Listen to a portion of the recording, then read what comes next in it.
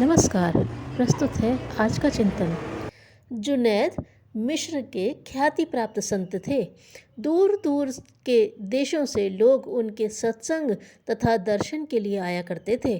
वह प्रत्येक व्यक्ति को ईमानदारी का जीवन जीने तथा खुदा की इबादत करने का उपदेश दिया करते थे। यूसुफ हुसैन नामक एक युवक प्रायः सत्संग के लिए उनके पास जाया करता था। एक दिन उसने कहा, बाबा, मैं काफ़ी समय से उपदेश सुन रहा हूँ, अब तो मुझे अपना शिष्य बनाने की कृपा करें। संत जी ने मुस्कुराकर कहा, अभी और कुछ दिन मन को एकाग्र रखने का अभ्यास करो, संयम पर अधिक ध्यान दो, तब तुम्हें शिष्य बनाया जाएगा। कुछ महीने बाद यूसुफ पुनः उनके पास पहुंचकर दीक्षा देने का आग्रह करने लगा। संत जुनैद ने एक छोटा सा बक्सा उसे देते हुए कहा, इसे अमुक व्यक्ति के घर दे आओ। बक्से के अंदर से कुछ आवाज़ें आ रही थीं। जिज्ञासावश यूसुफ ने एकांत मिलने पर बक्सा जमीन पर रखकर खोल दिया।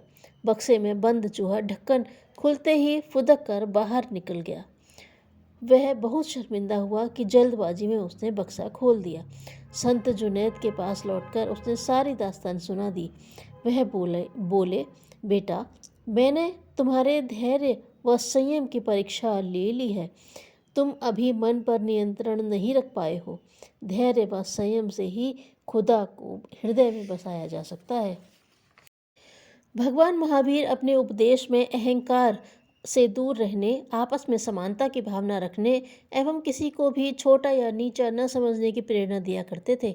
एक बार उन्होंने अपने प्रवचन में कहा, हम प्रत्येक व्यक्ति के गुणों से शिक्षा ले सकते हैं, क्योंकि प्रत्येक मानव में कोई न कोई अच्छाई अवश्य होती है, परंतु यह तभी संभव होगा जब हम किसी को अपने से तुच्छ मानने की भावना त्याग दें।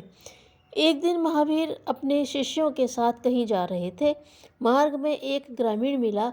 उसने उन्हें देखते ही अत्यंत श्रद्धापूर्वक झुककर चरणों में प्रणाम किया। महावीर ने उसके हृदय की असीम श्रद्धा को भांप लिया। उन्होंने भी उस निश्चल भोले भाले ग्रामीण किसान के चरणों की ओर हाथ बढ़ा दिए।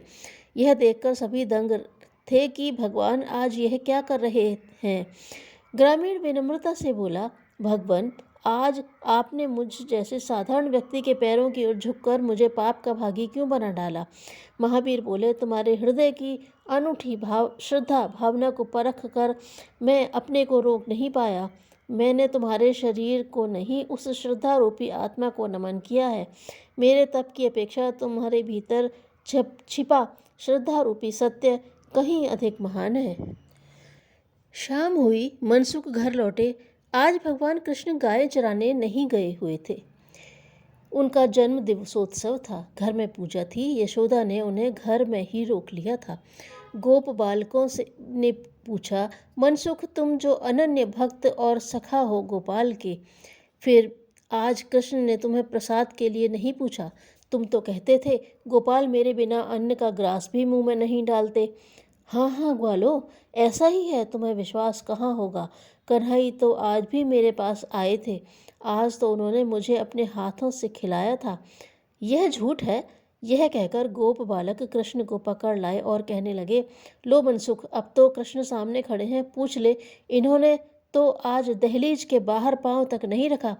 कृष्ण ने गोप बालकों का समर्थन किया और कहा, हाँ हाँ मनसुख, तुम्हें भ्रम हुआ होगा, मैं तो आज बाहर निकला तक नहीं। मनसुख ने मुस्कुराते हुए कहा, धन्य हो नटवर, तुम्हारी लीलाएं अगाध हैं, पर क्या आप यह बता सकते हैं कि आज आप मेरे पास नहीं आए तो आपका यह पीताम्बर मेरे पास कहाँ से आ गया। लो देख लो ना, अभी भी मिष्टान्न का कुछ अंश इसमें बंधा हुआ है। ग्वालों ने पीताम्बर खोलकर देखा। वही भोग, वही मिष्टान्न जो पूजा गृह में था, पीताम्बर में बंधा था। मनसुख को वह कौन देने गया, किसको पता था। अपने स्वार्थ, अपनी तृष्णा की पूर्ति के लिए कोई भी अनुचित कार्य परमात्मा को प्रिय नहीं है। धन्यवाद।